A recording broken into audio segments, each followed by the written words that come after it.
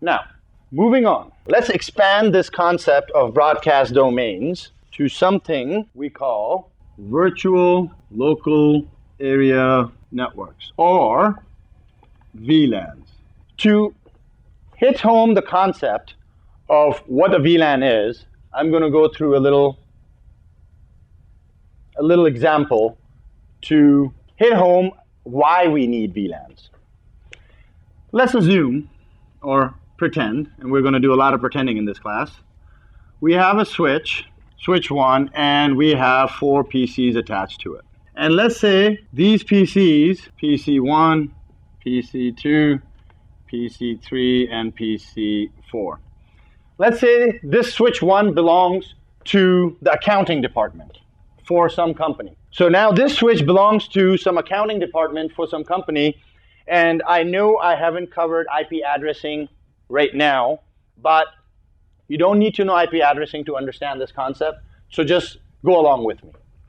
Let's say this accounting department has an IP address or network address of 10.10.10.0. And then PC1 is assigned the address 10.10.10.1. PC2 is 10.10.10.2. PC3 is 10.10.10.3. And PC4 is 10.10.10.4. Now suppose the same company also has a management department. So this is switch 2, and there are 2 people in management, and we'll call them PC5 and PC6. Now the management department would have a different IP addressing scheme, not 10.10.10.0. It would be, let's say, 20.20.20.0. This is just for example's sake. Why can't we put PC5 and PC6 on switch 1? Well, we can't, because the management department has a different IP addressing scheme, and if PC1 sends out a broadcast at some point, everybody would receive it if they were all attached to switch 1.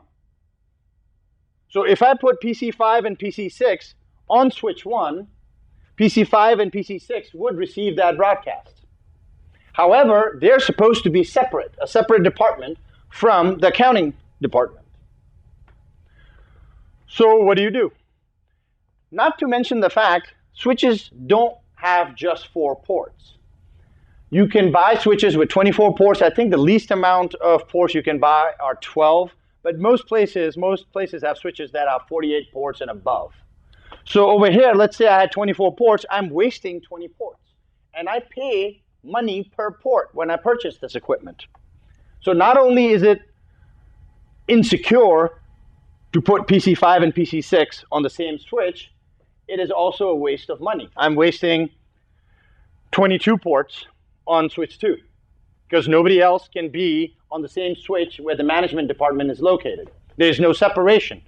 So the separation comes by having a physical separation, just buying different devices. But then you run into the problem where you're wasting ports. What if I do put PC5, which is 20.20.20.5, and PC6, which is 20.20.20.6, on the same switch? And let's pretend PC1 is connected to port 1, PC3 is connected to port 3, PC2 is connected to port 2, PC4 to port 4, 5 to port 5, and 6 to port 6. Whoops. Port 6.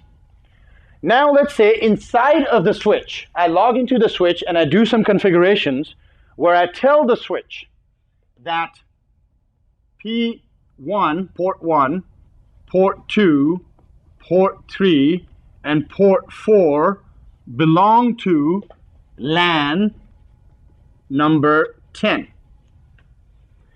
And port 5 and port 6 belong to LAN 20.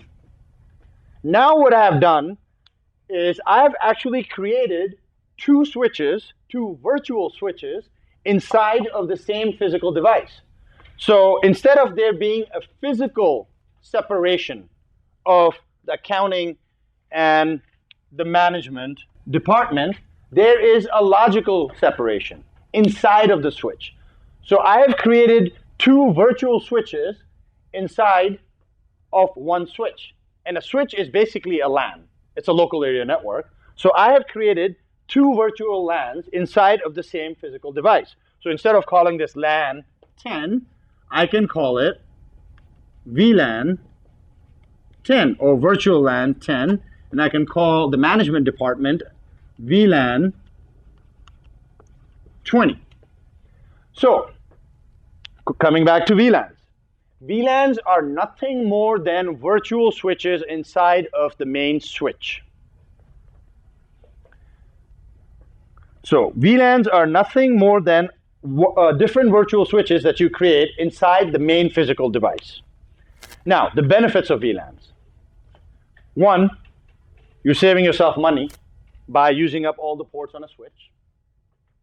Two, VLANs can traverse different switches. So now the distance constraints have been taken away. A VLAN can extend from the floor I'm on to the basement of this building, and as long as the users or the PCs connected to those switches belong to the same VLAN, they will talk to each other like they're sitting next to each other. So the distance constraint is gone. So remember, VLANs can traverse multiple physical switches. VLAN 1 on a switch and VLAN 1002 through 1005. That's 1002, 1003, 1004, and 1005. And VLAN 1 are default VLANs, which means they already exist on the switch, and they cannot be deleted. Okay, so VLAN 1 and 1002 through 1005 are default VLANs, and they cannot be deleted. Now, by default, all ports on a switch belong to VLAN 1.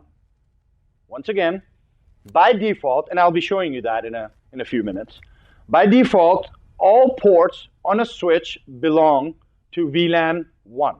VLAN ranges, total VLAN ranges, depending on the platform, depending on the switch and the operating system that you're using, the total number of VLANs you can have on a switch vary between 1 and 4094.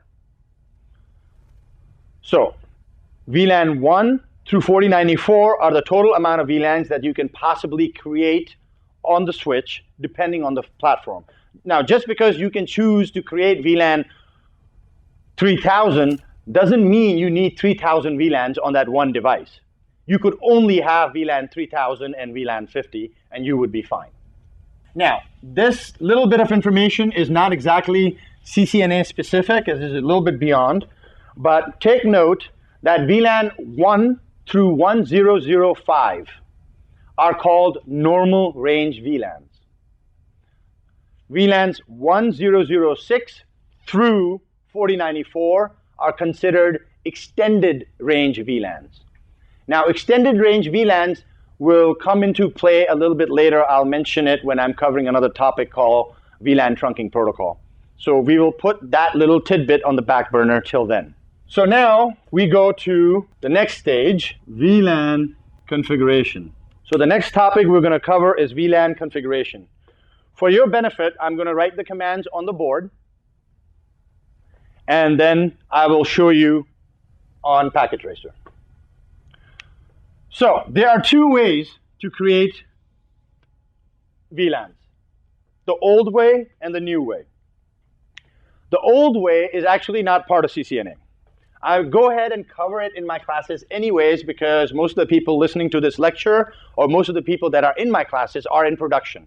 And not everybody has the most upgraded iOS at work, and not everybody can afford to buy new switches all the time.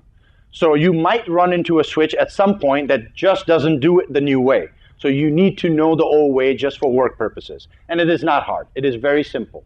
So on a switch, in the old way, you simply say VLAN space database. And the Cisco command line is not cap sensitive. So it could be capital, or it cannot be capital, or it can be lowercase, and it'll work just fine. except for passwords.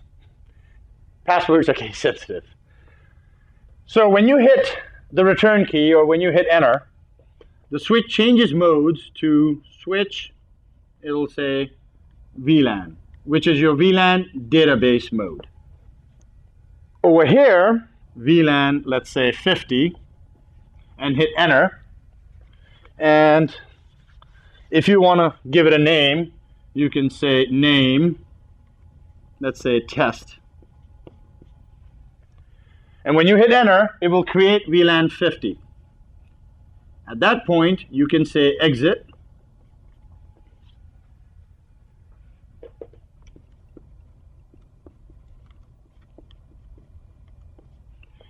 And you will return back out of the database mode. And then you can check your configurations by doing the command show VLAN or show VLAN brief, which is the preferred command, or at least I think it's the preferred command. And in about 5 minutes when I do these commands, I'll point out the difference between the command show VLAN and show VLAN brief. Now, this is the old way of doing it. Okay, this is the old way method of doing VLANs. Now, the new way. For the new way, you need to be what is called the configuration mode for the switch. And once again, we're nearing the point where I will have to stop theory after VLANs are done and then move over to show you how to operate or how to navigate the Cisco operating system. But we'll get to that in a little bit. So for the new method, you need to be in config mode. And you will understand what config mode is by the end of the day today. From config mode, you would say VLAN, let's create VLAN 100.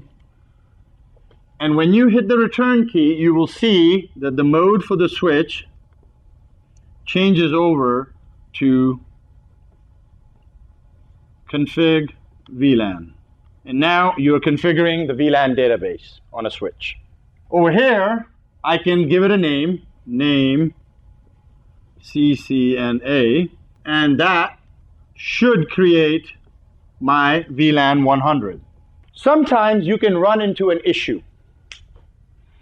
Sometimes people do a show command from this mode and try to see if the VLAN has been created. And there is a way to do a show command from this mode. You can simply, instead of saying show VLAN brief, say do show VLAN brief. However, the caveat here is, and I've noticed this personally, and I have a home lab, I've noticed this on my home lab, some of my switches will show me VLAN 100 at this point. Fine and dandy. Sometimes the switch does not digest this command till you actually exit out of this mode. So if at this point you check to see if you have VLAN 100, sometimes it leaves people confused because they don't see VLAN 100 in the database. And they are thinking that, hey, I just did the command. Where's my VLAN 100? What they need to do is exit out of this mode. Go back to your config mode and check again. Or you could go back a lower mode and check again. But now if you check with the command do show VLAN brief, you will see that VLAN 100 is there and it's present. Okay, now at this point, I'm going to pull up Packet Tracer and show you how this works.